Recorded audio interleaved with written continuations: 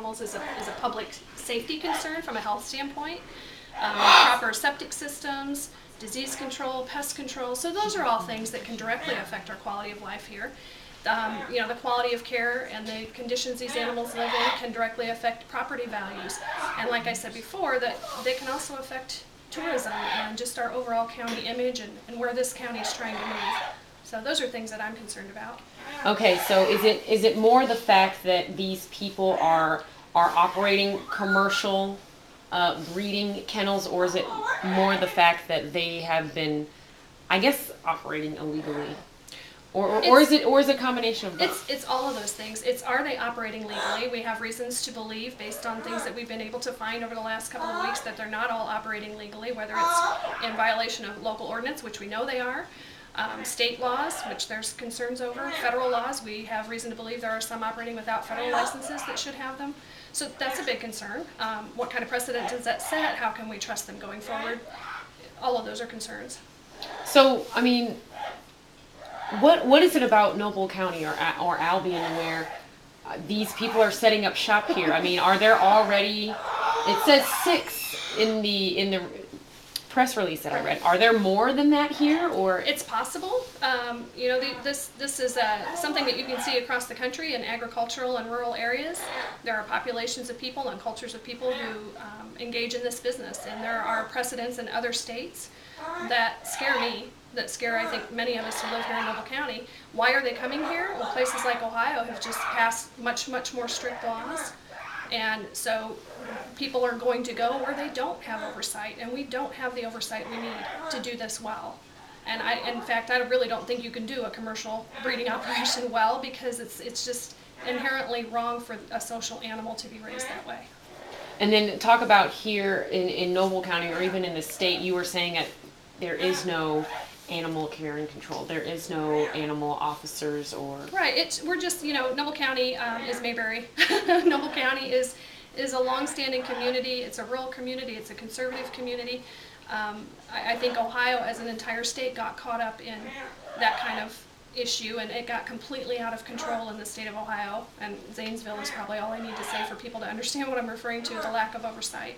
So I think more than anything tonight, I personally as a citizen, I don't want anybody to make a rash decision tonight without having all the facts and being able to see into the future what that decision is going to bring forth. That's what scares me. Is there anything else that you want to say that you feel that I missed or didn't ask, or just... I think there's a lot of people tonight who are going to speak about animal welfare issues, and that is obviously a concern for anybody who's interested in this issue. But for me, I'm looking at it from a tourism standpoint. I'm the president of the board of the Tourism Bureau here in Noble County. I'm a longtime citizen of this county, so I'm coming to it with some other concerns too for the long-term well-being of our county. Okay, so would it be safe for me to say that it's just the condition of these animals in which they would be raised and... Yes. Okay. Concerns for the conditions, the numbers related to the homeless population of pets in the country. How responsible is it? Just as a society, how responsible is it for anyone to want mass production of animals when we've got homelessness beyond measure?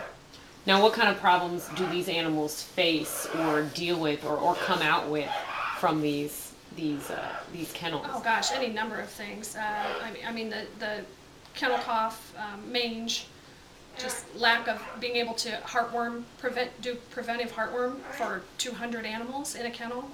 Like, that's almost impossible to even fathom doing accurately or correctly. I mean, that list is huge, and I think people will speak to that tonight if they're given a chance. Now, what's mange? It's a skin condition. Okay. And then kennel cough is just, it's the way it sounds. It's a very, what's the word? It's epidemic. Once it happens in a group of animals, it spreads like wildfire, and it would be kind of like whooping cough would be for people. It's a horrible upper respiratory problem for them. Now, is there also some sort of, what's the word I'm looking for? Deformalities? Or... Oh, sure, deformation. Yeah, if they don't do an absolutely outstanding job of monitoring genetics, inbreeding, crossbreeding, hybriding, the same things we see in exotic animals can happen, where they have deformities from just lack of good quality genetics. The goal isn't a good quality genetic dog, it's $1,000. It's money, it's profit. So do you feel like that's what the people with these current kennels, do you feel like that's what they're after, really? I don't know any of these individuals. I haven't personally visited the site, but I've seen enough from USDA inspection reports. I've seen enough about the epidemic of puppy mills in this country, and that's enough for me to want to make sure that my BZA members here in Noble County are going to seek out the same kind of information and make a really informed decision. That's what I'm looking for. Okay. All right. I think is there anything? Anybody else have